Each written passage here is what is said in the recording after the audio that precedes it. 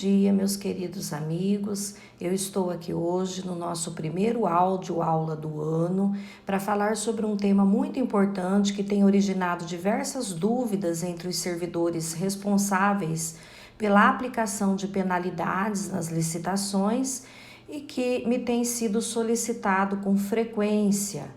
Então, hoje eu gostaria de falar sobre a diferença entre as penalidades previstas lá na nossa Lei 8666 e nas legislações específicas do pregão eletrônico. É importante que a gente lembre que o pregão, não só o eletrônico quanto o presencial, foram então regulamentados em legislações específicas apartadas da nossa Lei de Licitações Gerais. Através da Lei 10.520 de 2002, nós temos a regulamentação do pregão e o Decreto 10.024, agora de 2019, trouxe a regulamentação específica e importante do ordenamento jurídico, porque na minha concepção vai alterar em muito a prática também nas demais modalidades de licitação. Esse decreto regulamentou, então, o pregão eletrônico. As sanções previstas na lei para os licitantes e contratados que descumprirem os contratos, aplicáveis às modalidades tradicionais, que subsidiariamente também são aplicadas ao pregão, vão então desde a advertência até o impedimento de participar de licitações. E quando a gente fala em impedimento de participar de licitações, logo vem pelo período máximo de 5 anos, mas nós vamos ainda observar que esse período máximo de 5 anos não é aquele previsto no texto da 8666 desde 93, porquanto a nossa 8666 prevê o tempo mínimo. Ela faz a previsão de tempo mínimo de aplicação e não de tempo máximo. Depois nós vamos ver de onde então saiu esse 5 anos que já ficou aí concebido junto à prática que a gente conhece. Então a advertência prevista no artigo 87, inciso 1, e as penalidades da licitação nas modalidades tradicionais, elas estão ali previstas no artigo 87 da Lei 8666, e nós temos então o inciso 1, iniciando pela advertência. A advertência é a sanção mais branda para caso de menor gravidade. Tá? Então, no caso, por exemplo, do fiscal do contrato identificar alguma irregularidade na execução desse contrato, ele vai informar a administração que vai aplicar uma penalidade, tá? As penalidades têm que estar já previstas, não só na letra da lei específica do órgão, regulamentada por legislação própria, como também no próprio instrumento convocatório, no instrumento contratual. E aí o órgão, a administração vai advertir o órgão, a empresa que cometeu alguma irregularidade. Nós temos aí a pena de advertência, que nós acabamos de ver, então, prevista no artigo 87, inciso 1, da Lei 8666. Na sequência, nós temos no inciso 2 do mesmo artigo a pena de multa. A multa pode ser aplicada cumulativamente com qualquer outra sanção e também tem que estar prevista no instrumento convocatório e no respectivo contrato. A sua regulamentação, assim como das demais penalidades, requer uma regulamentação junto ao órgão. Depois, nós saímos do inciso 2, multa, e entramos na suspensão temporária e impedimento de contratar com a administração, e vamos também para a declaração de inidoneidade para licitar ou contratar com a administração pública. Estas duas formas de se penalizar são as que têm mais originado dúvidas. Por quê? Os órgãos geralmente se questionam. Eu tenho que consultar os cadastros de penalidades. Quais são os cadastros de penalidades? Em que momento é obrigatório a consulta da minha parte? Então, antes de entrarmos nestas duas formas de se penalizar os órgãos, é necessário que a gente fale um pouquinho sobre os cadastros de penalidade. Porque eu tenho dito que o decreto 10.024 trouxe a obrigatoriedade de consultar os nossos cadastros de penalidades.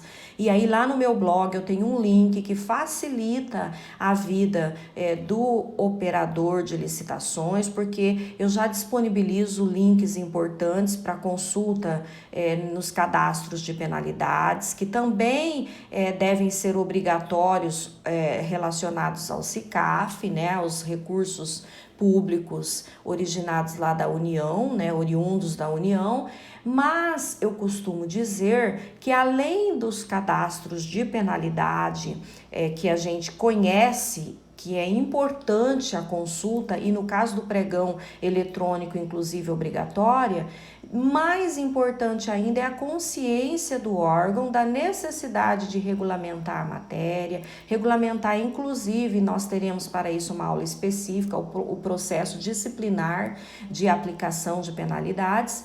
E é importantíssimo a consciência de que essa prática tem que se estender para todas as modalidades, não é uma exclusividade do decreto 10.024, até porque as penas já estão previstas, como a gente está vendo, desde a 8666.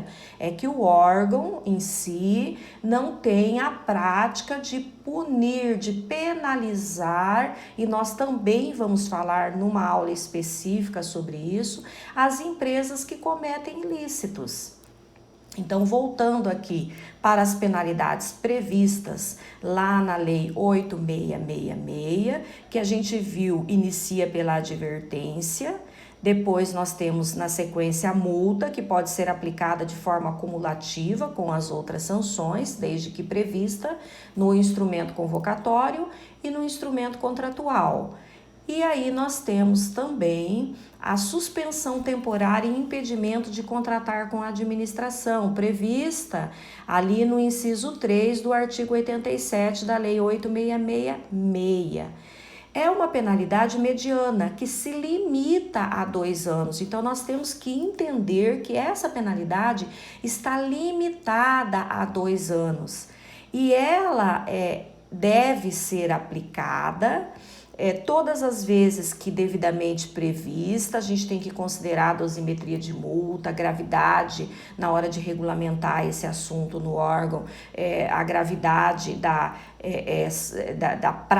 praticada, né, da irregularidade praticada pelo fornecedor, tá? Mas aqui, nesse inciso específico, o importante é se ater ao sujeito que aplicou a pena. A gente vai considerar aí o que o inciso fala, impedimento de contratar com a administração. Está aí a grande diferença em relação à declaração de inidoneidade do inciso 4º, porque lá nós temos o impedimento de contratar com a administração pública. Então a pena é maior, a penalidade é mais gravosa. No caso do inciso 3, nós temos que verificar qual foi o órgão que aplicou a pena. Porque aí o órgão que penalizou, ele aplicou essa penalidade somente na sua jurisdição. Então, por exemplo, se foi uma prefeitura que aplicou a penalidade, o impedimento temporário, aí até 2 anos, conforme o dispositivo, ele vai imperar somente na estrutura, na jurisdição daquela prefeitura, daquele município.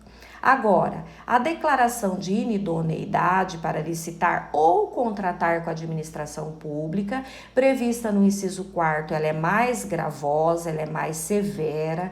A sua aplicação não está sujeita a um prazo máximo, como a pena anterior, mas sim a um prazo mínimo de 2 anos. Então, é uma penalidade que enseja um processo tanto quanto a outra administrativo, porém cuidadoso, zeloso, porquanto é um impedimento para que aquela empresa participe de licitação em todos os órgãos do Brasil. Então, o efeito prático dessa penalidade, muitas vezes, é até a decretação de falência daquela empresa, porquanto se ela é uma empresa que sobrevive inicialmente aí, ou principalmente, né, de licitações, de venda para os órgãos públicos, a aplicação dessa penalidade é realmente de efeito muito grave. Portanto, em razão do princípio da razoabilidade, deve ser aplicado, então, com cautela, né, considerando o processo administrativo disciplinar. E aí nós temos, então, o impedimento de licitar por até 5 anos com órgãos da União, com órgãos, com recursos federais, né, da esfera federal. Então, recursos federais por até 5 anos é a penalidade que pode ser aplicada pelo TCU.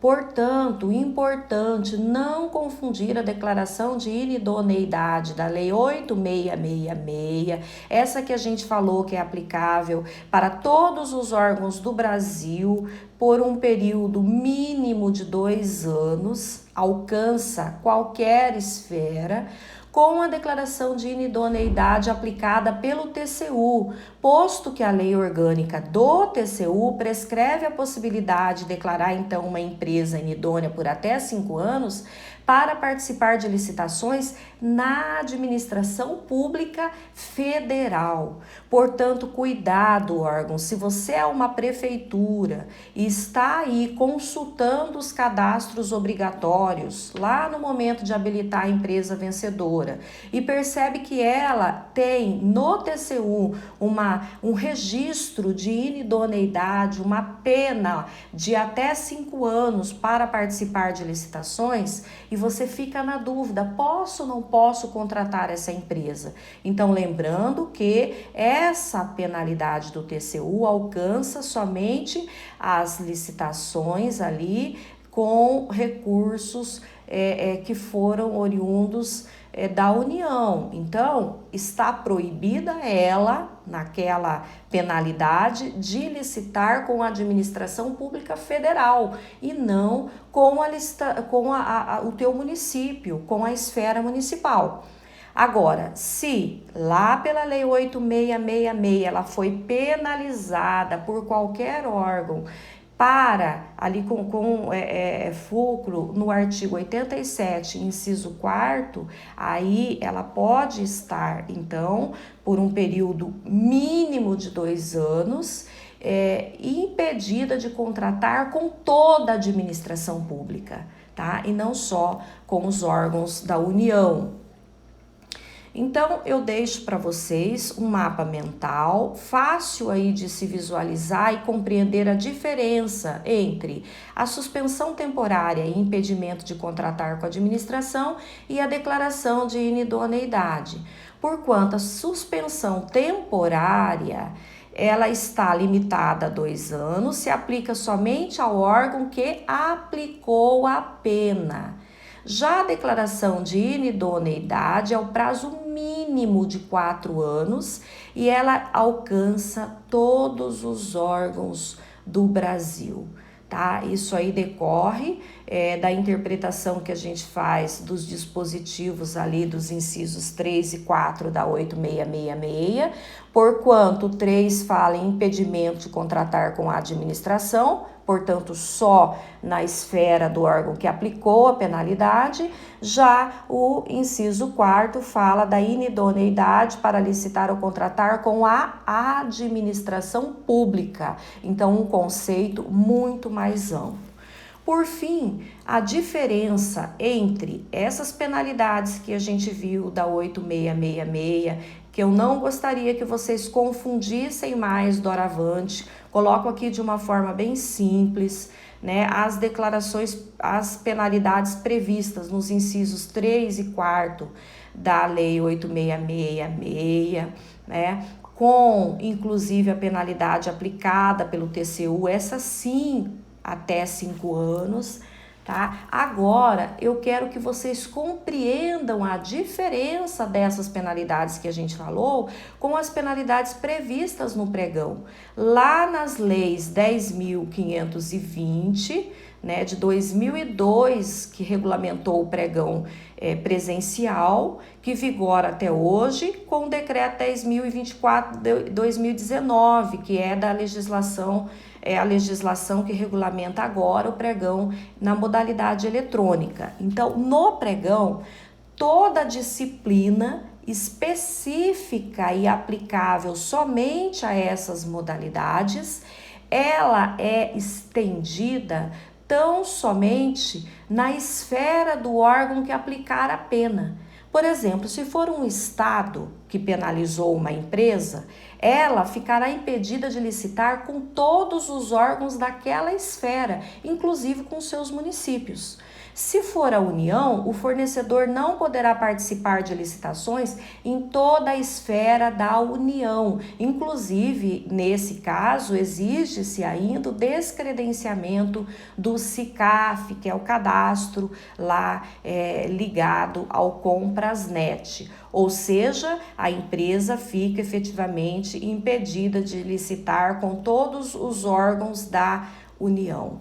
Tá? Então, não podemos nos esquecer que no pregão as penalidades, a aplicação das penalidades é obrigatória, né? A aplicação é obrigatória e que a gente precisa regulamentar internamente a matéria. Tá? A previsão no instrumento convocatório e no instrumento contratual é importante e a gente, para aplicar essas penalidades, vai precisar aí, então, do processo administrativo disciplinar sancionador.